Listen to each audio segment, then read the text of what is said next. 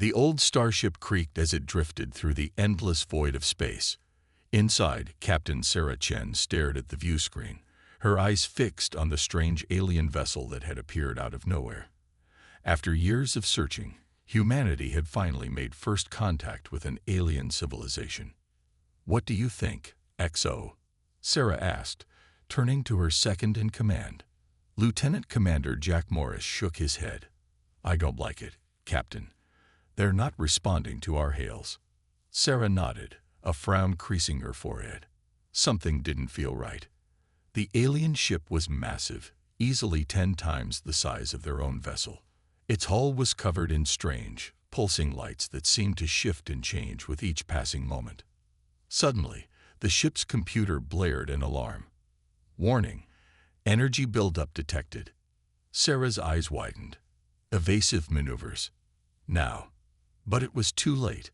A beam of searing energy lashed out from the alien vessel, slicing through their shields like they weren't even there. The ship rocked violently, throwing crew members to the floor. "Damage report," Sarah shouted, clinging to her chair. "Hull breach on decks 3 and 4. Someone yelled back. "We're venting atmosphere." Sarah gritted her teeth. This wasn't how first contact was supposed to go. They'd come in peace, hoping to open a dialogue with a new species. Instead, they were being attacked without provocation. "Return fire," she ordered. Their weapons seemed pitiful against the alien behemoth, barely scratching its surface. Sarah watched in horror as more energy beams lanced out, cutting through other human ships that had arrived to investigate the alien contact. "We need to warn Earth," Sarah said, her voice grim. "Send out a distress call. Tell them we're under attack by a hostile alien force." As Jack rushed to obey, Sarah couldn't shake the feeling that this was just the beginning of something much bigger. Humanity had dreamed of meeting aliens for centuries, but no one had imagined it would happen like this. Days later, the news reached Earth. The attack on the exploration fleet was just the first wave. Alien ships appeared in orbit around every human colony, their weapons primed and ready. In the United Nations building in New York, world leaders gathered for an emergency session. The room was tense, filled with fear and anger. "We must fight back," the Russian president shouted, slamming his fist on the table. "With what?" the Chinese premier asked. "Our most advanced ships were swatted aside like flies. We don't stand a chance against their technology." As the arguments raged on, a message appeared on every screen in the room. The alien face that looked back at them was unlike anything they had ever seen. It had multiple eyes, arranged in a circular pattern around a central mouth filled with needle-like teeth. "Humans," the alien spoke, its voice a harsh, grating sound. "We are the Galactic Council. Your species has been judged and found wanting. You are a plague upon the cosmos, a disease that must be culled before it can spread." The room fell silent, everyone staring at the screens in shock and disbelief. "To ensure the safety of the galaxy, we have no choice but to enact Protocol 17. Your children, all those under the age of maturity, will be removed. This will prevent your species from breeding unchecked and spreading your chaos further into the stars." Gasps of horror filled the room. The American president stood up, his face pale. "You can't do this. They're innocent children." The alien's expression didn't change. "The decision has been made. Resistance is futile. Accept your fate, humans. This is for the greater good of the galaxy." The transmission cut off, leaving the room in stunned silence. For a moment, no one spoke. Then, slowly, the shock gave way to anger, to rage, to a burning desire for revenge. The Brazilian president stood up, her eyes blazing with fury. "They want to kill our children. Then we will make them regret the day they ever heard of humanity." A chorus of agreement swept through the room. In that moment, faced with an unimaginable threat, humanity put aside its differences. Old rivalries were forgotten. Borders became meaningless. There was only one goal now: survival. As the leaders of Earth began to plan their resistance, They knew the odds were stacked against them, but they also knew that when pushed to the brink, humans were capable of incredible things. The Galactic Council had made a grave mistake. They had united humanity against a common enemy. The war for the future of mankind was about to begin. The next few weeks were the darkest in human history. The Galactic Council's ships descended on Earth and its colonies, their weapons targeting schools, hospitals, and homes. Millions of children vanished in flashes of light, teleported away to unknown fates. The air was filled with the sounds of grief and rage. Dr. Emily Nakamura worked tirelessly in her lab, her eyes red from lack of sleep. As one of Earth's top scientists, she had been tasked with finding a way to counter the aliens' advanced technology. "Any progress?"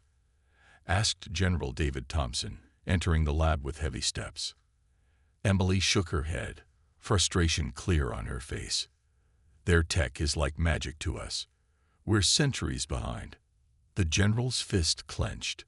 "We don't have centuries. Every day, we lose more of our future." As they spoke, a young lieutenant burst into the room. "Sir, Ma'am, we've captured one. An alien ship." Emily's eyes widened. This could be the breakthrough they needed. Hours later, Emily stood before the crashed alien vessel. It was smaller than the massive ships they'd seen before, probably a scout or messenger. "Be careful," warned the general as Emily approached the ship. Inside, they found the alien pilot, injured but alive. Its multiple eyes blinked at them, filled with what seemed like fear. Emily felt a mix of curiosity and revulsion. This creature was part of the force that had taken so many innocent lives, but it was also their best chance at understanding the enemy. Over the next few days, Emily and her team worked around the clock, studying the alien and its ship. They made surprising discoveries. "The ship's computer is organic," Emily explained to the world leaders in a video conference. "It's alive, like a brain. And the weapons, they're not just technology. There's a psionic component." "Psionic?" asked the French president. "You mean psychic powers?"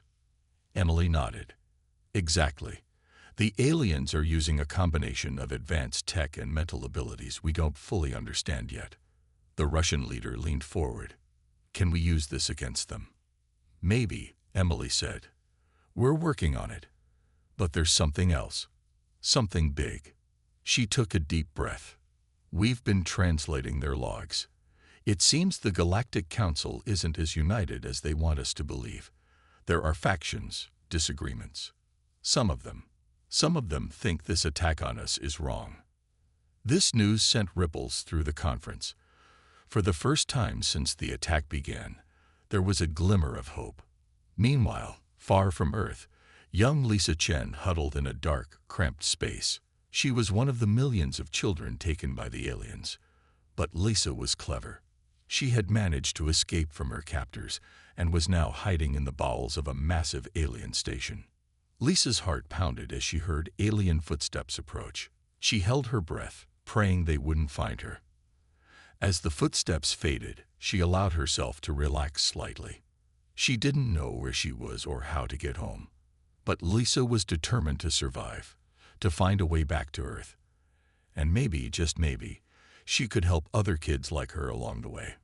Back on Earth, humanity began to rally. The initial shock and grief were giving way to determination and ingenuity. In secret bases around the world, scientists and engineers worked tirelessly, adapting alien technology for human use. In orbit, the first of Earth's new warships took shape. They were a hodgepodge of human and alien tech, ugly but powerful. Humanity was learning, adapting, preparing to take the fight to the stars. General Thompson stood on the bridge of the flagship, named Hope's Vengeance. He looked out at the stars, his jaw set with determination. "They thought they could break us," he said to no one in particular. "They thought wrong." As the ship's engines flared to life, a message was broadcast to every human settlement, every hidden base, every resistance cell across the galaxy. "Operation Counterattack begins now. For Earth. For our children. For humanity's future. The war to reclaim Earth's future had begun, and humanity was ready to show the galaxy what they were truly capable of when pushed too far. The stars blurred as Hope's vengeance dropped out of hyperspace. General Thompson stood on the bridge, his face grim. This was humanity's first major offensive against the Galactic Council, and failure was not an option. "Status report," he barked. "All systems green, sir," replied his second-in-command, Major Sarah Chen. "The alien tech is holding steady." Thompson nodded. The ship was a strange mix of human and alien technology, but it was the best they had. "Begin the attack run," he ordered. The target was a small Galactic Council outpost on a distant moon. Intelligence suggested it was where some of Earth's children were being held. As Hope's vengeance approached, alarms blared. "They'd spotted us," shouted the tactical officer. "Evasive maneuvers," Thompson commanded. "Return fire." The battle was fierce. Council ships swarmed around them, but Hope's vengeance was not alone. From the darkness of space, more Earth ships appeared, their weapons blazing. On the alien station, alarms echoed through the corridors. Lisa Chen, the young girl who had escaped her captors, felt her heart race. This could be her chance to get home. She crept through the shadows, using the skills she'd learned over the past months. Other children followed her, looking to her for guidance. Lisa had become a leader among the captives, organizing escapes and sabotaging the aliens whenever possible. "This way," she whispered, leading them towards the hangar bay. If they could steal a ship, they might be able to reach the human fleet. Back in the space battle, Hope's vengeance shuddered under enemy fire. Shields at 30%. Someone yelled. Thompson gritted his teeth. They were taking a beating, but they were giving as good as they got. The alien ships, unused to facing serious resistance from humans, were falling one by one. Suddenly, a massive explosion rocked the station. Thompson watched in awe as a section of it crumbled away. "What was that?" he demanded. Major Chen studied her console, her eyes widening. "Sir, we're detecting a massive energy surge from inside the station. It looks like some of our weapons tech." Thompson's mind raced. Could it be? Had some of the captive children managed to fight back? On the station, Lisa and her group reached the hangar. Alarms blared all around them. "Hurry," she urged the others. They climbed into a small transport ship, praying they could figure out how to fly it. As the hangar doors opened, Lisa saw the battle raging outside. Her heart soared at the sight of human ships. "We're going home," she whispered. Back on Earth, Dr. Emily Nakamura made a breakthrough. She stood before a group of volunteers, her face a mix of excitement and apprehension. "We've cracked the code," she announced. "We can now activate the dormant psionic abilities in human DNA." The volunteers, all parents of taken children, stepped forward eagerly. They were willing to risk anything to save their kids. As Emily began the procedure, she silently prayed it would work. If humans could harness psionic powers like the aliens, it could turn the tide of the war. In a secret facility deep underground, another group of scientists worked on a different project. They stood before a massive machine, its purpose known only to a select few. "Project Phoenix is ready," one scientist said. The others nodded solemnly. Project Phoenix was humanity's last resort, a weapon so powerful and terrifying that using it would change the course of history forever. As the battle at the alien station raged on, a small transport ship broke away, heading towards the human fleet. Thompson watched it approach, hope rising in his chest. "Sir," Major Chen said, her voice tight with emotion, "we're receiving a transmission from that ship. It's the children. Sir, they've escaped." A cheer went up on the bridge. It wasn't a complete victory, but it was a start. They had proven that humanity could fight back, could win. As Hope's vengeance prepared to jump back to Earth, carrying its precious cargo of rescued children, Thompson allowed himself a small smile. The Galactic Council had made a grave mistake in underestimating humanity. The war was far from over, but for the first time since it began, hope truly lived up to its name. Humanity was no longer just fighting for survival. They were fighting to win. The underground facility buzzed with activity. Dr. Emily Nakamura walked among the volunteers, checking their vital signs. These brave individuals had undergone the psionic activation procedure, and now they were about to test their new abilities. "Remember," Emily said, "focus your mind. Visualize what you want to happen." John, a former teacher whose daughter had been taken, closed his eyes. He extended his hand toward a metal cube on the table. At first, nothing happened. Then, slowly, the cube began to vibrate. It rose into the air, wobbling slightly. Gasps filled the room. It was working. Meanwhile, in orbit around Earth, General Thompson stood before a group of rescued children. Among them was Lisa Chen, her eyes bright with determination. "You've all been through so much," Thompson said. "But now we need your help. You've seen the inside of their ships, their stations. That knowledge is invaluable." Lisa stepped forward. "We want to fight," she said firmly. "They took us from our homes. We want to make them pay." Thompson nodded, a mixture of pride and sadness in his eyes. These children had grown up too fast, forced to become warriors in a war they never asked for. In another part of the facility, Major Sarah Chen, no relation to Lisa, was overseeing the integration of alien technology into human ships. The process was delicate and dangerous, but necessary. "Careful with that plasma conduit," she warned a technician. "One wrong move and—" Her words were cut off by a sudden explosion. Alarms blared as smoke filled the room. "Everyone out," Sarah shouted, helping injured workers to their feet. As she reached the door, she saw a figure stumbling in the smoke. Without hesitation, she ran back in. The heat was intense, but Sarah managed to grab the trapped technician and drag him to safety. As medics rushed to help, she coughed and wiped soot from her face. It was a stark reminder of how dangerous their work was. On the other side of the world, in a hidden base deep in the Amazon rainforest, Project Phoenix was nearing completion. Dr. Marcus Alvarez, the lead scientist, stood before the massive machine. Its purpose was both amazing and terrifying. With this, he explained to the watching world leaders, we can open a gateway to another dimension.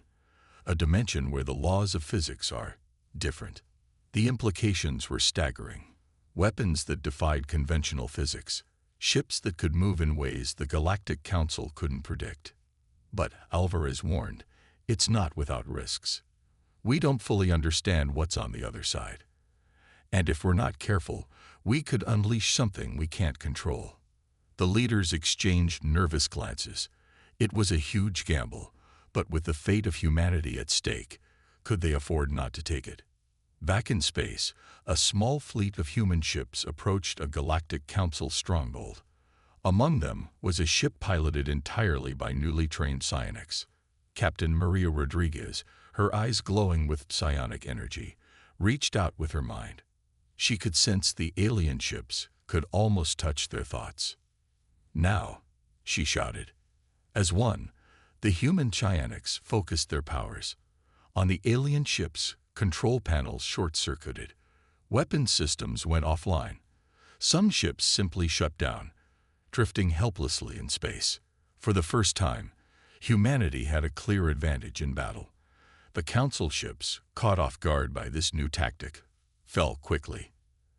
As the dust settled, Captain Rodriguez received a transmission from Earth. It was General Thompson. "Excellent work, Captain," he said. "But this is just the beginning. We've received intelligence about a major council meeting. All the top leaders will be there." Rodriguez's eyes widened. A chance to cut off the head of the snake. Thompson nodded grimly. "Exactly. But it won't be easy. They'll be heavily guarded, and we'll be deep in enemy territory." "We're ready, sir," Rodriguez said firmly. "Whatever it takes." As the transmission ended, Rodriguez looked out at the stars. The tide of the war was turning. Humanity, once on the brink of extinction, was now taking the fight to the enemy. But the biggest battles were yet to come, and with Project Phoenix nearing completion, the true test of humanity's resolve and the consequences of their actions loomed on the horizon. The massive space station loomed before them, a sprawling construct of alien metal and pulsing energy fields. This was the heart of the Galactic Council's power, where the leaders who had ordered the slaughter of Earth's children were now gathered. Captain Maria Rodriguez stood on the bridge of her ship, the Defiant, her eyes glowing with psionic energy. Around her, a fleet of human vessels hung in space, cloaked and waiting. "All ships report ready, Captain," her second-in-command said. Maria nodded. "Then let's begin." For Earth. As one, the human fleet decloaked and surged forward. Alarms blared across the station as its defenders scrambled to respond. On Earth, in the control room of Project Phoenix, Dr. Marcus Alvarez watched the battle unfold on giant screens. Beside him stood General Thompson and Dr. Emily Nakamura. "It's time," Thompson said grimly. "Activate Project Phoenix." Alvarez hesitated for a moment, then pressed his hand against a scanner. The massive machine behind them hummed to life, its core glowing with an otherworldly light. In space, the battle raged. Human ships, enhanced with alien tech and crewed by psionics, fought with a ferocity that caught the Council forces off guard. But the station's defenses were formidable, and casualties were mounting on both sides. Aboard the Defiant, Maria gritted her teeth as another blast rocked the ship. "We need to break through their shields," she shouted. Suddenly, a strange energy pulse rippled through space. The Council ships seemed to falter, their weapons sputtering. "What was that?" Maria asked, stunned. Back on Earth, Alvarez stared at his readings in awe. "It worked," he whispered. "The dimensional rift is affecting their technology." Thompson didn't waste a second. "All ships, press the attack," he ordered over the comms. With renewed vigor, the human fleet surged forward. Maria focused her psionic powers, reaching out to touch the minds of her fellow captains. Together, they coordinated their assault with inhuman precision. One by one, the station's defense towers fell silent. A gap opened in the shields, and Maria saw her chance. "Boarding teams, prepare for deployment," she commanded. As assault shuttles launched from the human ships, another scene was unfolding deep within the station. In a secret chamber, the Galactic Council was in chaos. "How is this possible?" one alien leader screeched. "They were primitives. We should have crushed them easily." An older alien, his multiple eyes clouded with age, spoke softly. "We underestimated them. Their adaptability, their determination. We may have made a terrible mistake." Before anyone could respond, the chamber doors burst open. Human soldiers poured in, led by a familiar face. Lisa Chen, the girl who had once escaped this very station. "Surrender now," Lisa demanded, her young voice filled with steel. The council leaders looked at each other in disbelief. How had it come to this? Meanwhile, on a lower level of the station, John, the former teacher turned psionic, was leading a group of soldiers through the winding corridors. Their mission: to free any remaining human captives. As they rounded a corner, they came face to face with a squad of alien guards. John didn't hesitate. He raised his hand, and the aliens were thrown back by an invisible force. "This way," he shouted, sensing the presence of human minds nearby. They fought their way to a large chamber filled with stasis pods. Inside each one was a child, suspended in time. John's heart clenched as he thought of his own daughter. "Get them out now," he ordered. As the battle raged above, the human soldiers worked frantically to free the children. Pod after pod hissed open, releasing its precious cargo. Back in the council chamber, Maria had joined Lisa. The alien leaders were surrounded, their options exhausted. "You attacked us without provocation," Maria said, her voice cold. "You took our children. Did you really think we would just accept that?" The old alien stepped forward. "On behalf of the Galactic Council, I offer our unconditional surrender." A cheer went up from the human soldiers. After months of brutal war, it was over. They had won.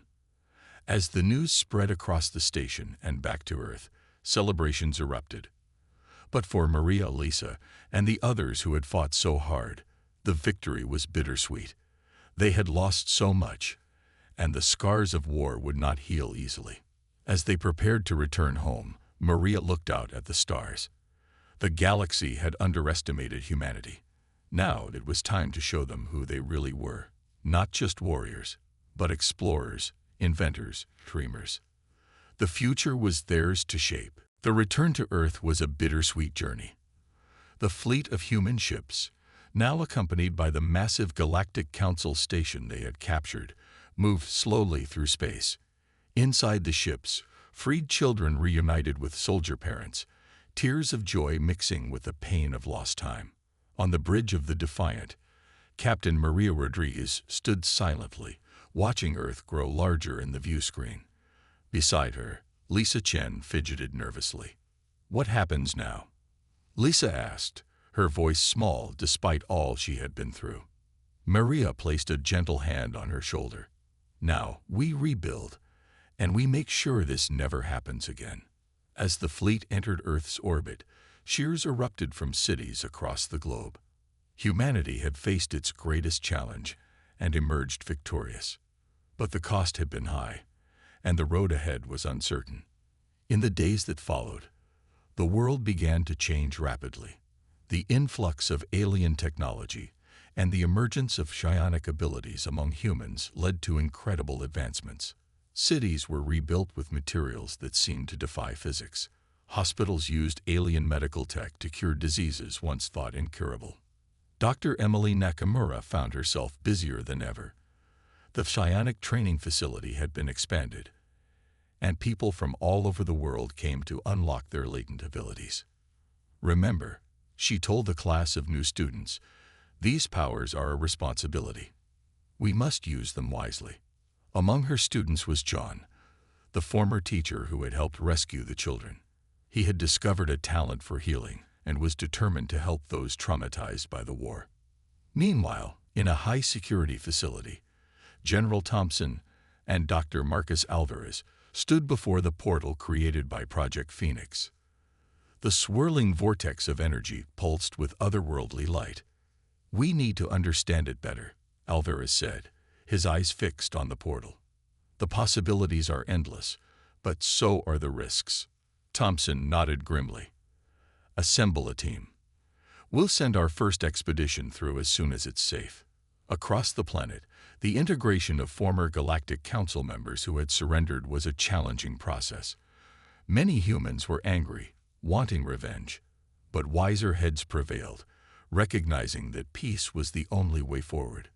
Lisa Chen found herself in an unexpected role as a mediator between humans and aliens. Her experiences had given her a unique perspective, and her youth seemed to put the aliens at ease. "We were wrong about your species," an alien diplomat told her during a tense meeting. "We thought you were savages, but your capacity for forgiveness, it's remarkable." Lisa's face hardened. "We haven't forgotten, but we choose to be better than those who hurt us." As the months passed, humanity's influence began to spread beyond Earth. The captured Galactic Council station, now renamed Unity, became a symbol of Earth's new role in galactic affairs. Captain Rodriguez, promoted to Admiral, led the first human diplomatic mission to other alien worlds. Some welcomed them with open arms, impressed by how they had stood up to the Council. Others were wary, frightened of this upstart species that had defeated a galactic superpower. On one such mission, Maria found herself face to face with a species that looked remarkably human. Their leader, a tall, elegant being named Zora, approached her with a smile. "We've been watching your people with great interest," Zora said. "Perhaps it's time we share our own secret with you." Maria's eyes widened as Zora explained. These beings claimed to be ancient ancestors of humanity, having seeded Earth with life millions of years ago. They had been waiting, watching for humans to reach the stars. As Maria absorbed this shocking information, She couldn't help but laugh. Just when they thought they had all the answers, the universe threw them another curveball. Back on Earth, in a small, quiet ceremony, John finally reunited with his daughter. She had been one of the last children rescued, and her recovery had been slow. As they embraced, John felt his psionic powers surge with emotion. "I missed you so much, Dad," his daughter whispered. John held her tight, tears streaming down his face. "I missed you too, sweetheart. But we're together now, and we have a whole new universe to explore." As night fell on this new Earth, people looked up at the stars with a mixture of wonder and determination. They had faced extinction and emerged stronger. They had made new allies and powerful enemies. The future was uncertain, but one thing was clear. Humanity's adventure among the stars was just beginning. 5 years had passed since the end of the war with the Galactic Council. Earth had changed in ways no one could have imagined. The skyline of every major city now featured towering structures of alien design, their shapes defying traditional architecture. At the heart of New York stood the Galactic Embassy, a massive building that seemed to shift and change as you watched it. Inside, representatives from 100 alien races worked alongside humans, shaping the future of interstellar relations. Lisa Chen, now a young woman, walked confidently through the embassy's halls. As Earth's chief diplomat to the stars, she had come a long way from the frightened girl hiding on an alien station. "Ambassador Chen," a voice called out. Lisa turned to see Zara, the representative of humanity's ancient ancestors. "The council is ready for you." Lisa nodded and entered the grand chamber. Around a circular table sat beings of all shapes and sizes, some humanoid, others completely alien. At the head of the table was Admiral Maria Rodriguez, now the leader of Earth's new government. "Let's begin," Maria said, her voice firm but kind. "We're here to discuss the Orion incident." The room grew tense. Just a month ago, a human colony in the Orion sector had been attacked by a previously unknown alien race. It was the first real threat Earth had faced since the war. Our psionic defense network detected the attack immediately, a military officer reported. "Thanks to Dr. Nakamura's advancements, we were able to repel the invaders with minimal casualties." Emily Nakamura, her hair now streaked with gray, nodded solemnly. Her work with psionics had revolutionized not just defense, but communication, medicine, and space travel. "But why did they attack?" Lisa asked, her diplomatic instincts kicking in. "We need to understand their motivations if we want to prevent future conflicts." As the discussion continued, in another part of the world, John and his daughter Sarah were preparing for a very different kind of journey. The Project Phoenix portal hummed with energy, its swirling vortex casting strange shadows across the laboratory.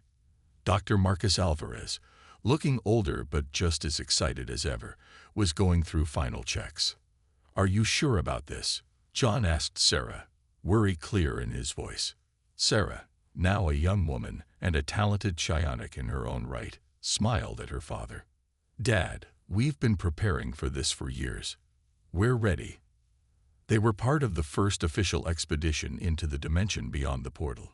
Years of robotic probes and small experiments had deemed it safe, but this would be the first manned mission. As they stepped through the portal, the world around them shifted and changed. Colors they had never seen before filled their vision.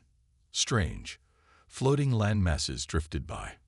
In the distance, they could see structures that seemed to be alive, pulsing with energy. "It's beautiful," Sarah whispered, her psionic senses overwhelmed by the new sensations. Back on Earth, in a small classroom in what used to be Kenya, a young alien child raised her hand. "Teacher, why did humans fight so hard against the old Galactic Council?" The teacher, an older woman who had lived through the war, smiled sadly. "Because we had to, little one. Sometimes, you have to stand up for what's right, even when it seems impossible." She turned to look out the window, where human and alien children played together in the schoolyard. But the real victory wasn't in the fighting. It was in what we built afterward. A galaxy where all species can live together, learn from each other, and explore the wonders of the universe side by side. As night fell across the planet, millions of humans and aliens alike looked up at the stars. Countless ships, some human, some alien, some a mixture of both, sailed between those distant points of light. Exploration vessels probed the edges of known space, while massive freighters carried goods and people between worlds. In orbit, the Unity Station, once the seat of the oppressive Galactic Council, now served as a beacon of cooperation.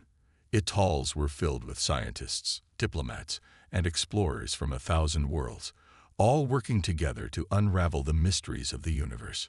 And somewhere out there, beyond the reach of any telescope, John and Sarah were taking humanity's first steps into a realm beyond their own universe. What they would discover, and how it would change their world, was yet to be seen. As humanity looked to the future, they did so not with fear, but with hope and determination. They had faced extinction and emerged stronger. They had turned enemies into allies. And now, with the entire galaxy, and beyond, open to them, they were ready for whatever challenges lay ahead. The children of Earth, once the targets of an unthinkable atrocity, were now the pioneers of a new age. An age of discovery, of cooperation, and of endless possibilities. The stars were no longer a distant dream, but a promise of adventures to come.